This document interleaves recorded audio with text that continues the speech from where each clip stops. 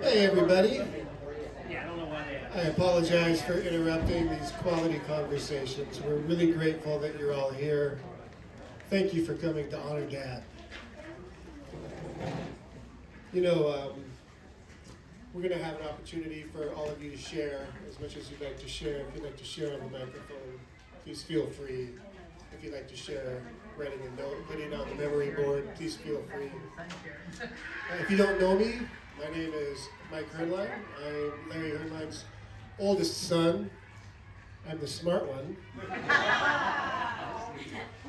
But I've been, struggling with how to talk about my dad briefly because he was such a huge force in my life. My dad loved cars, sports, music, family, and community. My earliest memories include playing around a 57 Chevy in a garage while he and his best friend Frankie worked on it. This was a car that he raced in the local drag racing circuit, and he really loved racing that car. When I was growing up, I heard that my dad had actually left racing to spend more time with me. And as I got older, I found out that he'd actually left racing to change his focus, to spend time with me to ensure I was safe because we had problems at home. And that's how I see my dad. He sacrificed quietly. He didn't announce it. He just did what he thought love required. As I started to grow, we went camping and fishing with families a lot. And one of my favorite fishing memories with Dad was we were saltwater fishing on the Olympic Peninsula at CQ. And we were out in this little boat with his work partner and his work partner's son, Big Joe and Little Joe Albertson. And at the time, we had just seen a movie called Orca, the Killer Whale. This was late 1977, and if you're not familiar with the movie, it was the reason many people became frightened of killer whales for a generation. So we were out there, and it started to rain on us, and we were suddenly surrounded by a pod of orca swimming around us, beneath us, and we thought, this is it. We are going to die. So Big Joe wanted to start that boat, and he couldn't pull the ripcord fast enough, and we finally get going, and Dad's overlooking the side of the boats, announcing what he's seeing, letting us know like he's a Navy commander. And the orca are, it seemed like a warning as they were releasing air and mist from their blowholes. And Little Joe and I, it's like we were on a death-defying roller coaster, white-knuckling it as we went back to shore. Meanwhile, the whale was just frolicking next to us as we went in. So, the way I look at it is, that's what Dad provided to us, was little opportunities like that we could share and laugh about later in life together. But our family also knew tragedy as well. A couple years later, the fateful day came when Chris was hit by a car. A fireman on the scene announced Chris had passed away, and that he came back to life when my dad picked him up. And that made me see my dad in a magical light. He absolutely became larger than life to me from then on. And through it all, Dad supported every hobby his kids had. He even bought me a drum kit for my 14th birthday, which in hindsight was either an incredible act of love or a complete lapse in judgment. My musical journey was huge in my life in many ways. It eventually led me to my wife, Shelley. So that connection of him buying that drum kit, leading me to forever, is not lost on me. If something mattered, it mattered to his kids. But as I hit my teen years, I wasn't the easiest kid to raise. I was impulsive, I was compulsive, and at times I was repulsive. When I got into trouble, though, Dad usually didn't come at me with anger. To him, it was more important that I have an open conversation with him and be honest. He wanted me to be able to talk to him about anything. In those moments, he was teaching me humility, and he was teaching me life lessons. Those moments helped shape the kind of father and husband and man I strive to be. My favorite vacation with him was when he and I drove to South Dakota to hang out with his cousin, who was more like a brother, Dana. We also had an epic road trip to Corpus Christi, and that road trip, I experienced many things. I saw my first major lightning storms. We drove through massively flooded streets in Kansas where his cowboy truck was the only thing moving on the road. Everything else was dead. And you know, I was a fan of music. I loved music, but maybe not country music so much. So they thought it was funny every time we got into that truck to play On the Road Again by Willie Nelson. We'd stop to get gas, grab a snack, hop in the truck. Hey Mike, what do you want to listen to? How about some rock and roll? Perfect, On the Road Again it is.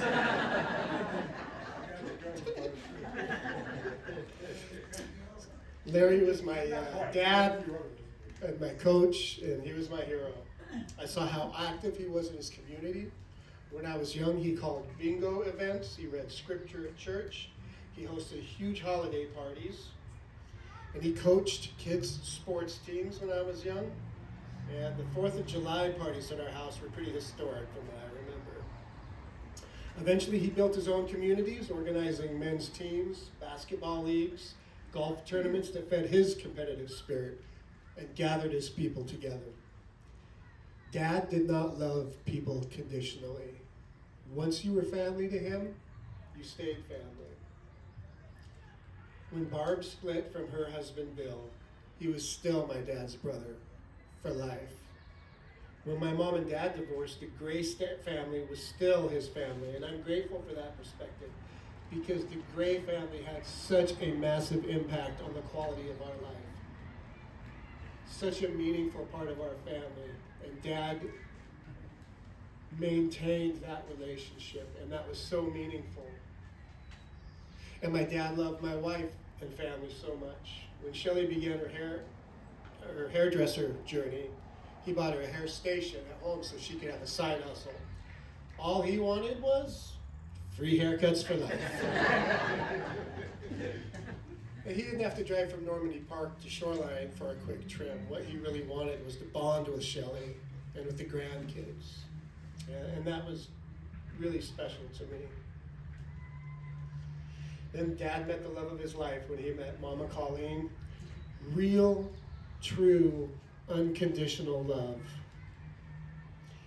Dad loved the whole Seymour family so deeply.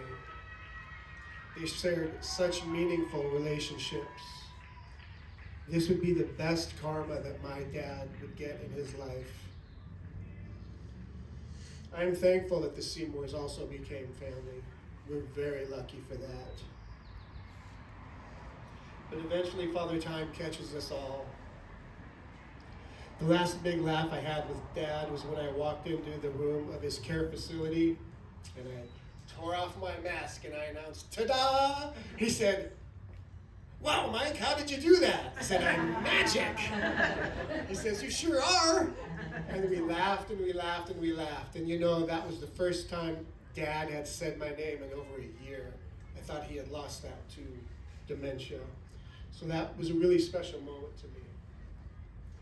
Watching dementia slowly take pieces of Dad was one of the hardest things our family has ever experienced. But even through it all, his kindness stayed. His gratitude stayed. He still smiled when people came to see him. He still made people feel loved. My dad showed us that strength does not have to be loud. Sometimes strength is sacrifice, patience, loyalty, showing up, staying kind, loving people through difficult seasons. I'm grateful I got to be his son, but I think one of the greatest honors of my life is that so much of who I am started with him. So, if you have a drink by you, I would like to propose a toast to a man that was a good family member, friend, coach, mentor. And rather than saying cheers, I'd just like to say something that fits the moment a little bit better. To Larry. Larry.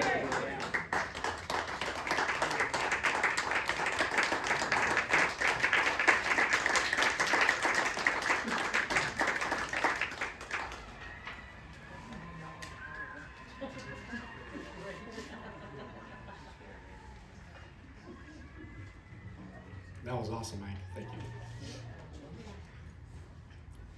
I read that speech beforehand, but he got me. All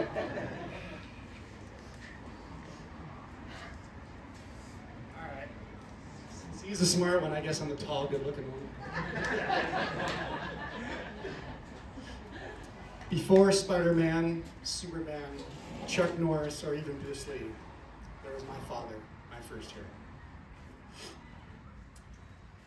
Growing up camping, I learned how to make fire, chop wood, shoot a gun, set a camp, and of course how to fish. He loved fishing, and after a few years, that's when he taught me, if you catch them, you clean them. That's right around when I stopped fishing. My love for sports, especially Seattle teams, is all thanks to my dad. If you see me wearing purple and gold, green and blue, green and gold, Sonics, it's all because of him. Growing up watching him yell at the TV screen all those years, I knew it had to be important. So I have since kept that tradition alive and well, because the TV isn't going to yell at itself. He would take me to Kingdom games. We'd meet up with his best friend Jackie and his best friend Frankie and his daughter Jackie to watch the Seahawks. Sometimes we'd go to Mariner games with my cousins Russ and Ben. And sometimes it was just the two of us at a Sox game where we'd go yell at the officials in person. Saying he loves sports is an understatement. Basketball, baseball, volleyball, soccer, softball, golf. If it had a ball, he could play it, watch it, or coach it. Now that I'm 49, I can appreciate why my dad was so proud that day when we played a 2-on-2 basketball game against two 25-year-olds and we beat them. Not only did we beat them, we skunked them 11-0.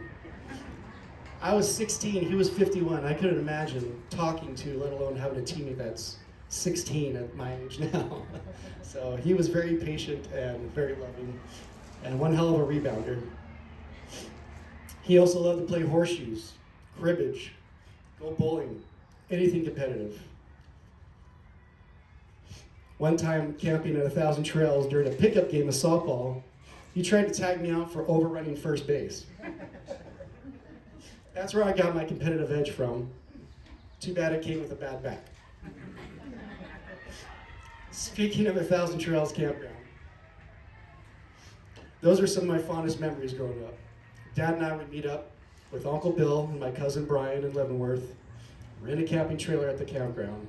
We'd spend our days playing putt-putt golf, swimming in the pool, hanging out at the arcade, playing ping pong, and of course, golf. As we got older, we'd spend the days, the evenings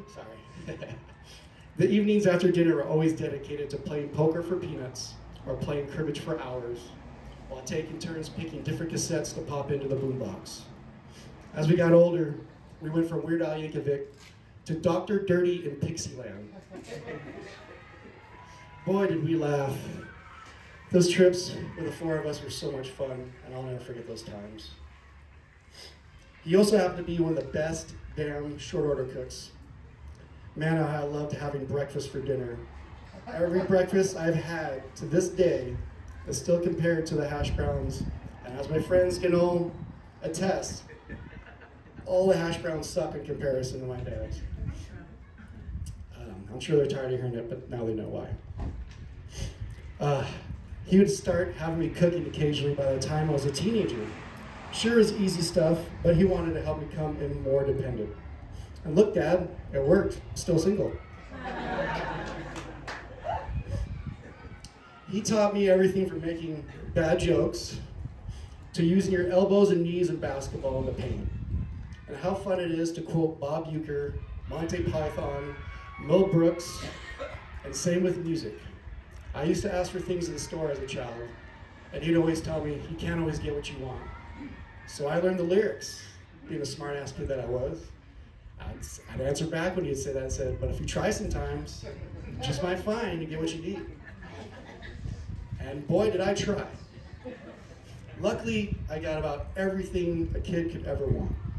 From the Odyssey 2 to the Nintendo, the Batmobile to the Smurfmobile, a Dukes of Hazzard Buick wheel to a brand new Murray bike. And hats, lots of sports hats. I think he knew we were gonna be bald someday, so good looking out, Dad. I was spoiled to have such a great dad who taught me so many things, and I still enjoy to this day, like getting together with friends and family for barbecues, game nights, group camping trips, playing cribbage, or just hanging around the fire. One of my earliest memories of my father was him making me a butter and peanut butter toast in the morning while I watched Captain Kangaroo. When it was time for him to go to work, I'd hop up off my chair, wrap myself around his leg as he waddled to the door. I tried to stop him from leaving, but it was futile. But I just knew I wanted him to know how much I missed him when he was gone. And now, as I stand here, all I can think about is the last time he was able to stand up and hug me and tell me that he loved me. And I'll never forget that as well. Thank you, Colin, for loving my father with all your heart, taking such great care of him for so long. You're truly a saint. I am forever grateful for the love you continue to give our extended family and friends. And I'm really sorry I was such an asshole teenager. But luckily, you had plenty of practice before joining our little circus in this case. And you handled it with such patience and grace. So thank you, Colleen. I love you very much. We miss you, Dad. Say hi to everyone up there for me. And thank you for all the great memories. You will always be on my mind. Cheers, Larry.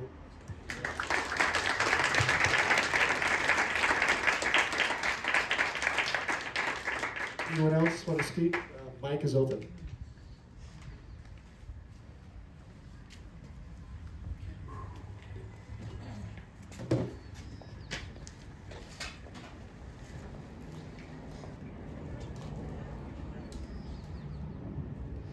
Well, I'm not the tall one. My name's Terry. For those of you that don't know, I'm a Seymour, married to Phil. Feel so very fortunate to have Larry in our family. Just blessed, as the boys were saying, he loves and he loved your heart and he'd love you forever.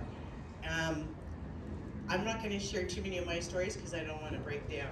But I do have a story. One of my daughters, Pamela, wanted me to share one of her favorite memories of growing up. We have the three girls, and they used to always go over to Grandma's and Grandpa's to bake Christmas cookies.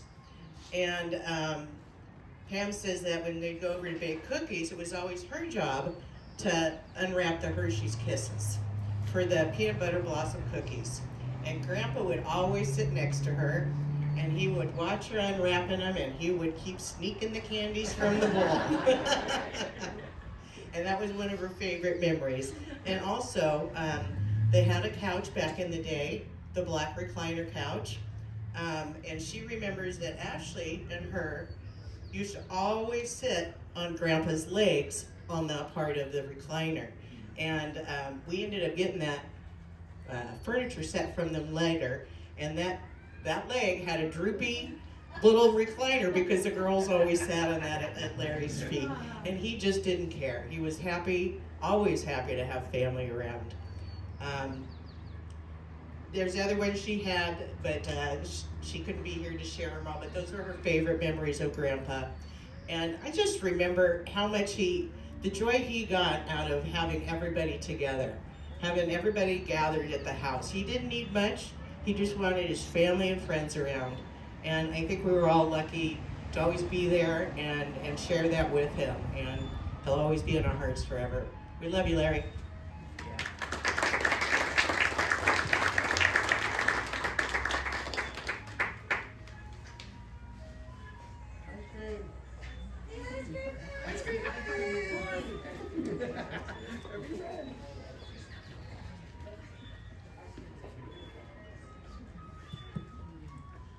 Yeah, well, that's a hard act to follow. Anyway, my name is Dana Green, and I'm a Hoernlein. Oh, you got hats too. And Larry gifted me this hat after the Hawks went all the way. And I've kept it in good shape ever since. He had to make a meat to it. Anyway, okay, so Larry. I've been knowing Larry since 1958, 59, somewhere along in there. I was a 5-year-old kid living in Austin, Texas. My father was Methodist pastor of Luke's, St. Luke's First United Methodist Church in Austin. And Larry came down and lived with us for a year. And let's see, I was 5, so he was 10, 11 older. He would have been a punk high school kid, about 15, 16, out of Seattle. Now, Austin, Texas, and Seattle, Washington are 2 different cultural places. Ain't nobody at that high school ever seen anything like Larry Hoernlein in 1958, 59. Well, I was just a kid. Here I suddenly had a big brother. And a hell of a good big brother. So this is all about a tribute to Larry Hoernlein and to family. Life being what it is, our paths went a different way in '59. And I didn't touch base with Larry until the mid-'70s when I was a student at the University of Montana, Missoula, Montana. So that'd be about 15 years since I'd seen the man. And I thought, well, hell, here I am just a couple states away. I'll drive over there, see what Cousin Larry's like these days. And I gotta tell you, it was like coming home. It was like meeting my big brother. In the following years, we got together whenever we could. I'd come out over Christmas. I met Bertie and Dan. Met the rest of the family, met the Grays, which, by the way, my hats off to the Gray family. I hope all is well. Then he came out to the Black Hills. I was working out of Custer, South Dakota. He and Mike came out. And I remember fishing at Sylvan Lake in Custer State Park, off the dam with Larry and Mike. Mike already mentioned the road trip to Texas in about 81, I think. That cowboy truck was a 78 F-150 Ford short box, 4-wheel drive, 4-inch lift. And that's a good thing it had that 4-inch lift. We were coming back up through Kansas, I guess. I was sleeping, Larry was driving. I woke up, the waves hitting the bottom of that truck. And Larry was easing it through a flooded intersection, and literally we were the only vehicle moving. That's a hell of a thing to wake up to. Anyway, let's see. Over the years then, Larry and Colleen would come down, well, let's talk about cultural education here. I never drank wine until I married my wife, and she developed an interest in a little bit more culture than just beer, right? So now I like wine. But anyway, we found this lovely little vineyard over there in Hood River called Marchese Vineyards. And Larry and Colleen were members, and we were members. And so twice a year they'd come down, because we had to get a box of wine twice a year. And if you went and picked it up, you got a 7th bottle of wine. So 6 bottles in the box, in the 7th bottle if you picked it up. Well, it's only 45 minutes from our house. So they'd come down for a visit twice a year, once in the spring and once in the fall, and we'd do the road trip out to the river, and spend the day wine tasting, and get our boxes of wine. And it was just a lovely way to touch base a couple times. So that's a wonderful memory there. I mean, not just the wine, now I'm talking about the visit. So anyway, circle back just a little bit. Back in the 70s when I come out the first time I met the kids, Chris had a halo thing. I'm assuming he still got it, it's just not quite as showy.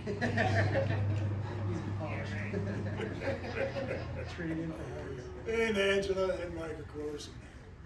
I do remember that damn drum set, and I'm glad you did something with it.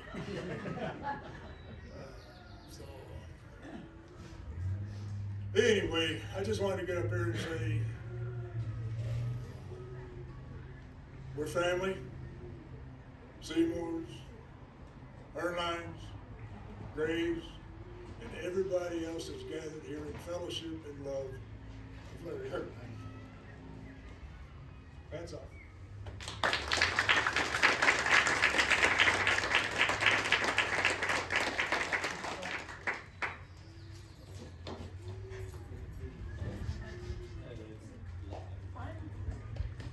I'm gonna make just a quick little thing. I hardly knew the man. But what I knew, I loved. Larry and I got together at a time in our life where we'd known each other for years. We went to the same church, we were devoted to the same ideals. And we found ourselves later in life at a funeral in the rather precarious position of being two people in divorces. Kind of precarious, I'd say, for Catholics. But I was working the funeral. It's a neighbor of ours, the Buskas. Maybe some of you will remember them. And Mr. Buska died, and leaving five young children. So I went up and made coffee while everybody was at the funeral and put out cookies and yada, yada, yada. That's what you do. And Larry was the first one in the door after the funeral, ready to have a fit for a cigarette. And so he was very helpful, moving furniture around and going down to my house and picking up things and bringing them back. It was very helpful. I later found that he kind of liked the way I looked when I was washing dishes. So we had this instant recognition. That's regular for me. But he was so sweet, and if there's one Larry story I want you to take away, it is this one. That Buska was a young man, leaving young children.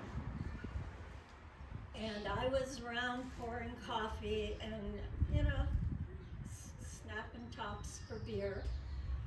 And I went out, and there was Larry sitting on a step with the little 5-year-old girl. And you know what Larry did for a living? He did glass, right? He had that black sealer under his fingernails. And he was tying a ribbon on the pigtail of this little girl's doll. He was sitting there with her, and she kind of leaned up against him and said, "My died. And he said, I know you must be sad. I said, but, you know, I live not too far away. He said, if you need a daddy, you can come to my house. I have lots of kids there too. And in the meantime, he finished the bow on the pigtail of the doll and gave it back to her. And I have to say, I cried. I cried. And I thought, what a human thing to do. And Larry was very human. He was angry, he was happy, he was silly. That's when I loved him the most, when he was silly. But he felt everything and he expressed everything. He was a whole human being. I will never know the extent of how much love was in him, because I knew it never ended.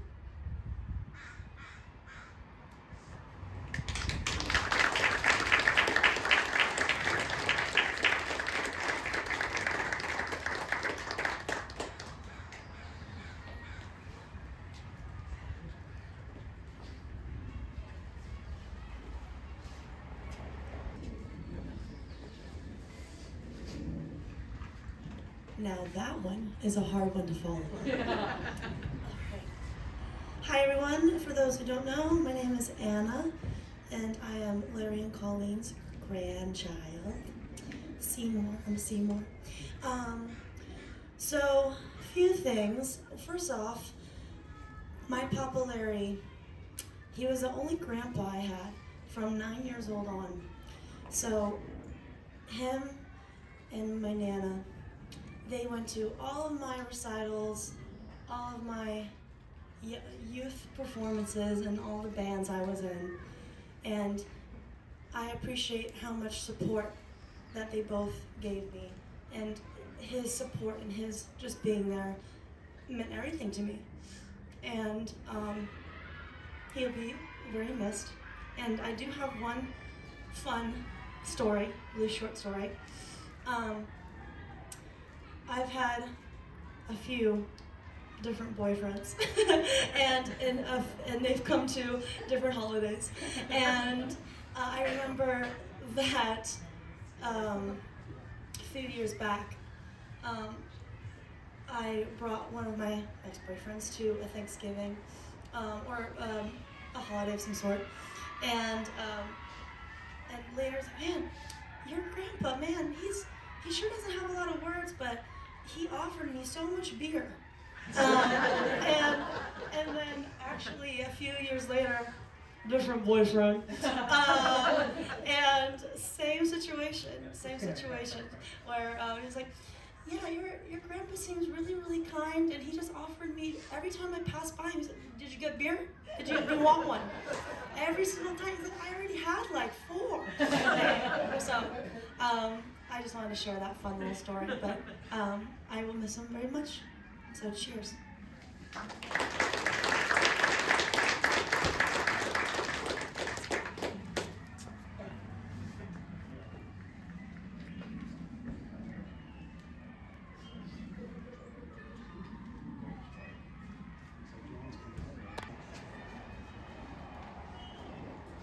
I actually speak for a living and I don't have words to say, so this is weird.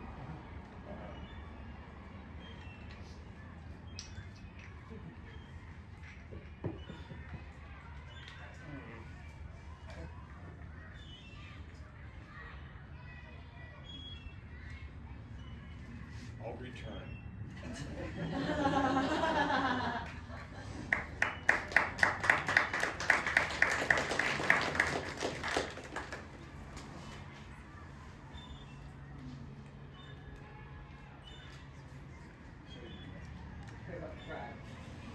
Damn you, John!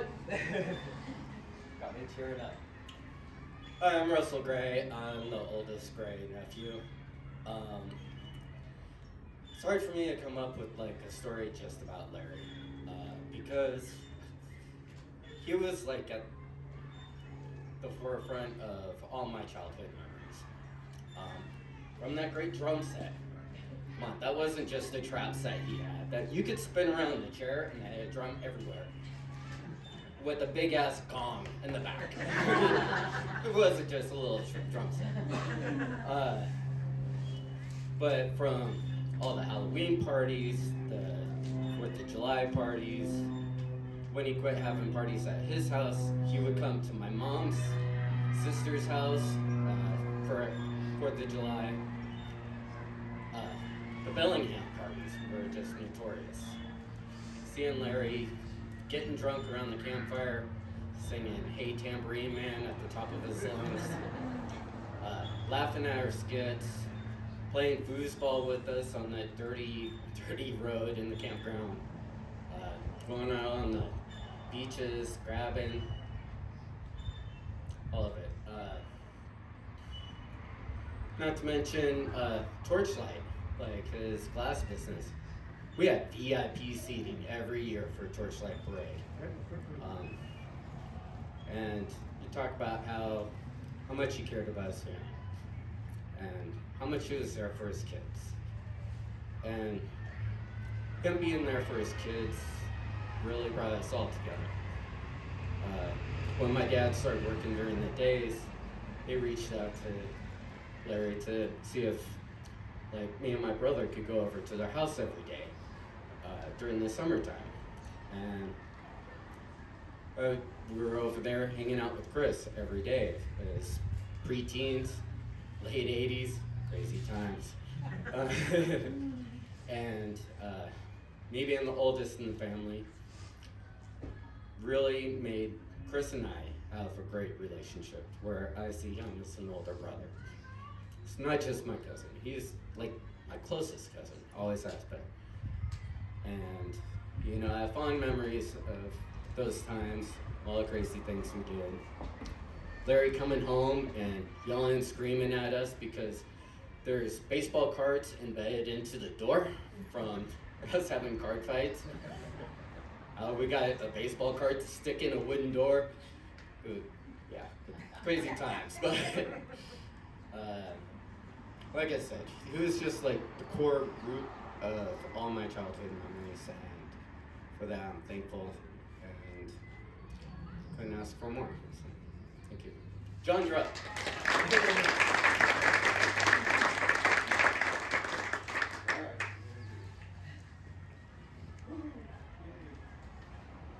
All right, thank you, Russell. All right, my name's John McNeil, and I've known Larry for a long time. Real quick. I was 17 years old and chasing the love of my life, Mary Kay Fuller, and she was babysitting Chris and Michael and Angel. And so I headed over to Larry's house, and Mary Kay had already told him that I played basketball, and so, and I was okay in those days, and so Larry immediately asked me if I'd join his 4-on-4 men's club team, and so I went down and we won the championship, and so somehow that endeared Larry to me. And I could not spend time with this guy who was 17 years older than me. Is that true? It was forever. We started golfing together. We started playing basketball together. Scott Gentry, Scott Yunker, my brother Gene, all became family around Larry. And anyway, it's strange to have somebody who, he made me believe I was somebody.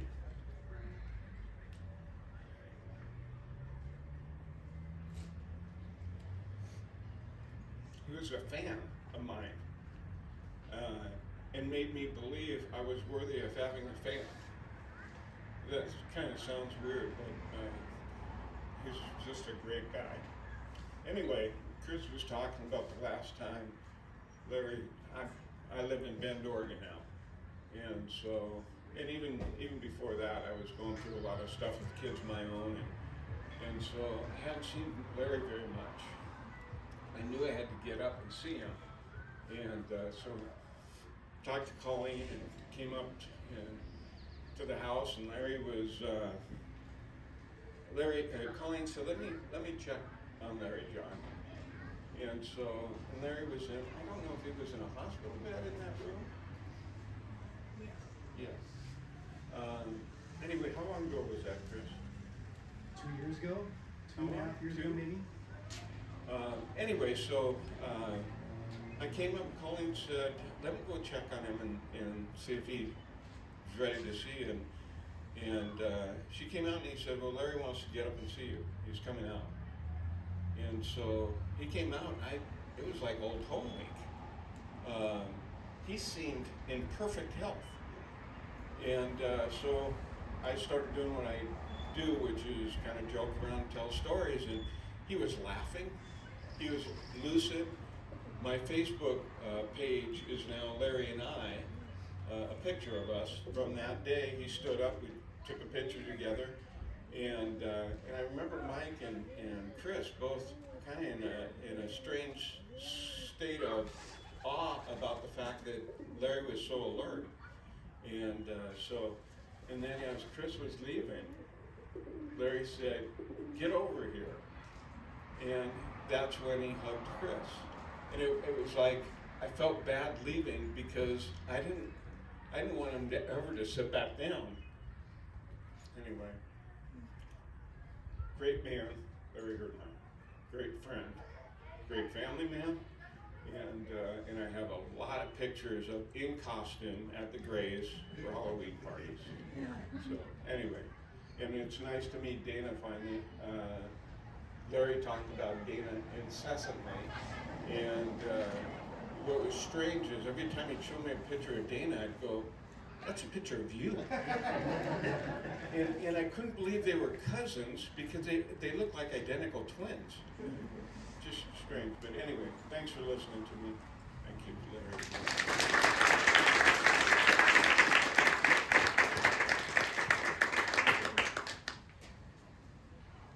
Should I call on somebody? Tag her in.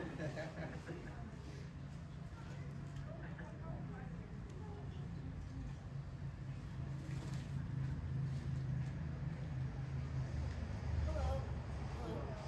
I'm Rachel. Blondie, not gray or so. Anyway, but I grew up with Chris and Ben and Russ, and they were like brothers to me. I was an only child, so they probably helped me be less weird than I could have been. Just, I don't know. We don't know. We don't know how that would have gone, but I'm here, and I grew up with them, and I grew up with Larry being around. I don't have a specific story, really, but he was always around, and I called him Uncle Larry, and he was always kind to me, just like the Grays, always so supportive when I was going through school, and just a lovely part of being in this group of people. He was just always kind and always supportive, and he was really good friends with my dad, maybe best friends with my dad, and they would go golfing every year, and they would always take pictures and have a good time, and he's always been around. He's in all my memories growing up, and I just appreciate all of you people that are getting older in our lives for just all your support over the years, and I just really appreciate Larry and Colleen and Mike and Chris and Ben and Russ, because y'all are my family, and I just love y'all so much, and I hope that Uncle Larry and my dad are up there golfing together and having a good time, and go Larry.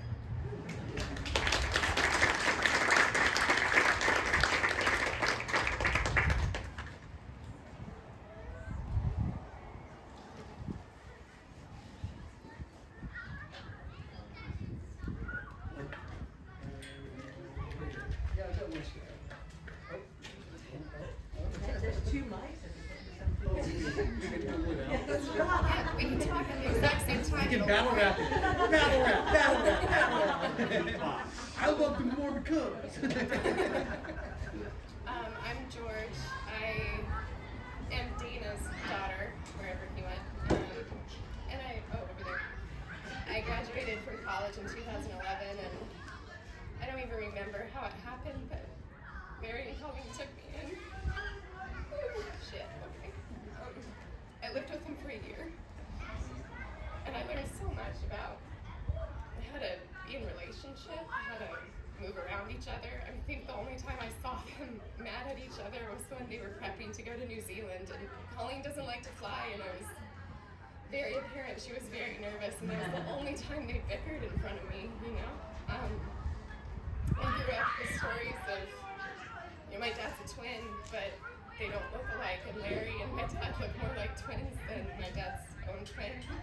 I grew up with stories of Larry dressing my dad in a bathrobe and parading him down the waterfront in Texas to pick up girls, and teaching him how to hotwire cars before he was 10. So, really solid influence.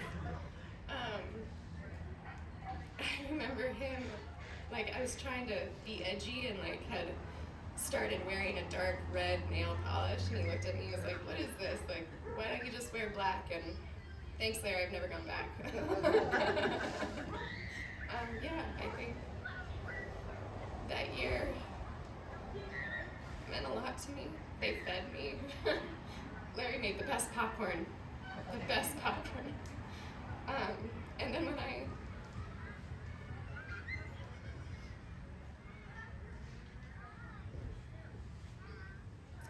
was working at the to leave my husband, knowing Larry and Colleen,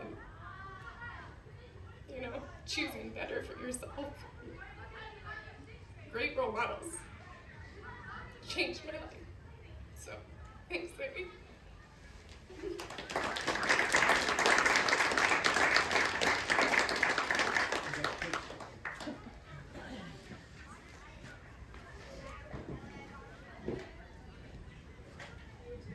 Hello. I'm Philip Seymour Hoffman, and I just have a quick story about Larry. He was competitive, and a lot of people, he played basketball. I played in, they used to get this gym, and we'd go play there. Played a few times with him. I still remember this story, and he remembers it year after year. I was playing with John, Chris, and Larry. And Larry and I played against Chris and John. And it was one of those where, everyone's getting fouled. There's a lot of shenanigans, a lot of elbows and some knees. And somehow we ended up winning, And he still, 5 or 6 times down the road, he goes, "Remember that time we beat those guys?" And he was so proud of that moment, and he always remembered it. And anytime we were at a sporting event or watching anything on TV, "Hey, remember that time we beat those guys?" It was super funny that he remembered that story over all these years. And I just think that, he just loved competition, and he loved sports, and he loved family, and when you can do all those things at once, he was kind of in heaven, So I'll miss him. I'll miss all the yelling at the TV at sports figures that we can't possibly play like, and I'll miss all the commentary about yelling is not going to make them play better, and he's a memorable man, and he treated me like a son. Anyways, thank you.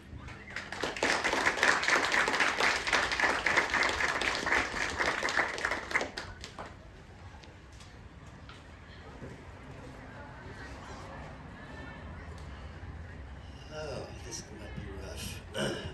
So, hi, I'm David Seymour. I'm Colleen's baby boy. I just wanted to really quickly say that when our mom and Larry got together, my brothers and I mean, we were grown-ass men, really. I mean, technically we were adults. I mean, we probably thought we were men, but it was an interesting dynamic bringing this Brady Bunch type. You see this thing on TV, it was quite like that. But I will say that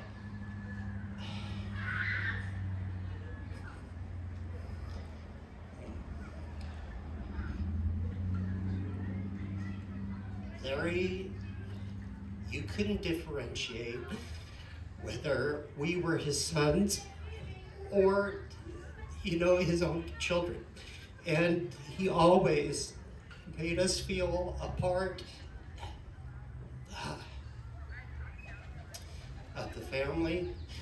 And I think that, to me, that is what I will take away, is that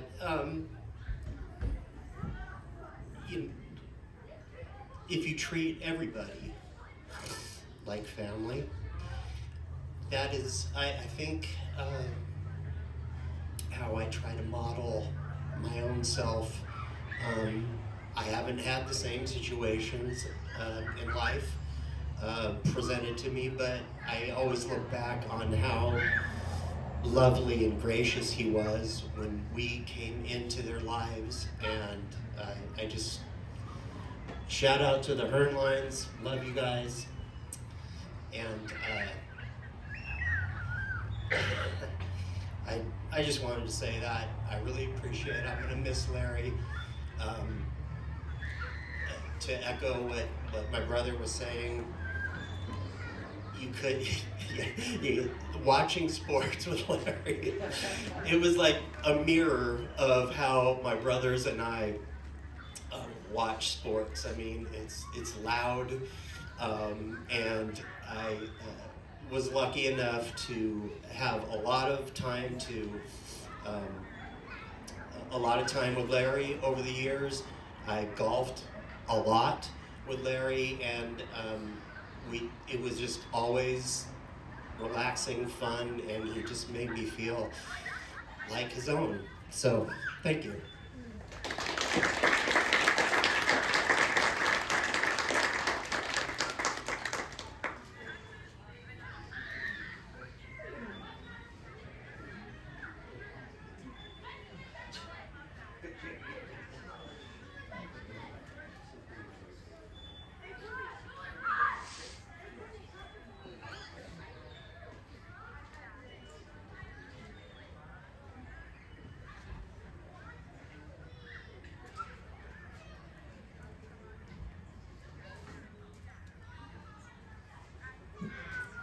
Hi, I'm Eileen Gray.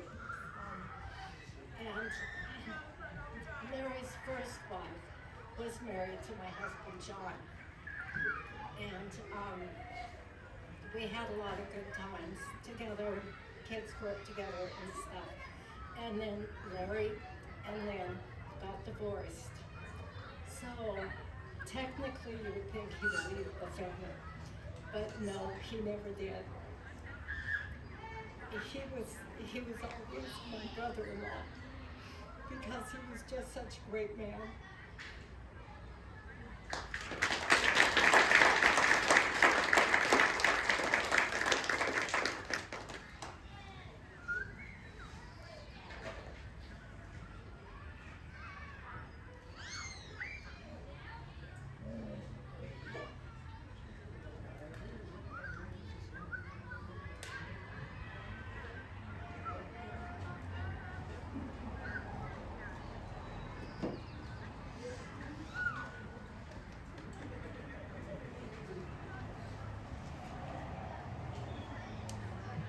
That was really special. So many people shared here, and I, for one, and I think I can speak for my extended family, how much we appreciate sharing your thoughts about Dad and the lives that we shared as his community and his family.